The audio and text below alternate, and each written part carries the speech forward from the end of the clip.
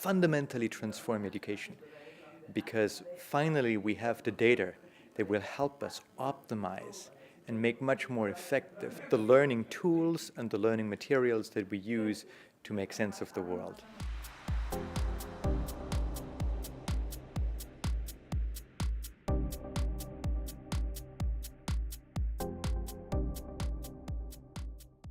Big data is going to revolutionize education. That is because finally we will have the data available to optimize and make much more effective the learning tools and the learning materials that we have available so that we can learn better.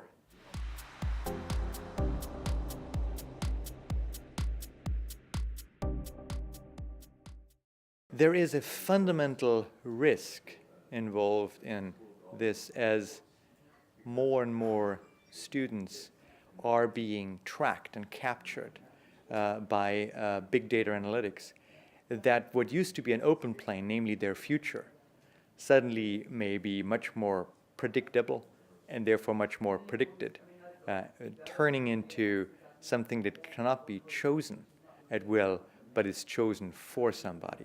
We need to protect against that dystopian future. We need to ensure that we harness the power of big data so that we improve the process of learning rather than already decide upon the outcome.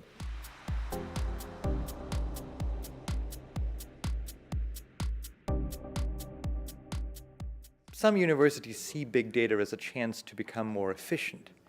That is to provide the same service but for less money. For some universities, that is really a dire need because they have huge budgetary problems, and for them technology can help. Others may think twice going down that route. It may be better, rather than cutting the cost, to invest the saved money into creating a quality educational and learning environment that is distinctive and unique to that particular educational institution, so that they succeed better in the competitive marketplace that they find in.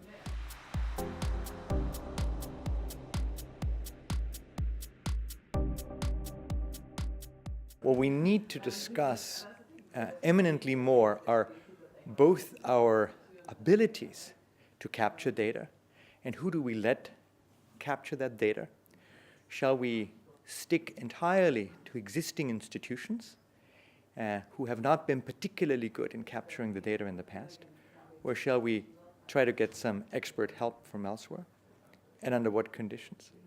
And the other big problem or big challenge is how to avoid the dark sides of big data in education so that future generations can learn better but not be saddled by the negative consequences of big data analytics.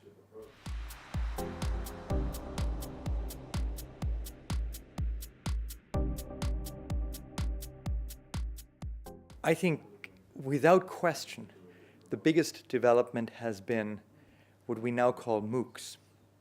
That is our ability to provide lessons and therefore content for knowledge to a large number of students. But the real core quality of MOOCs is not access or enabling students to have access to material that they didn't have before.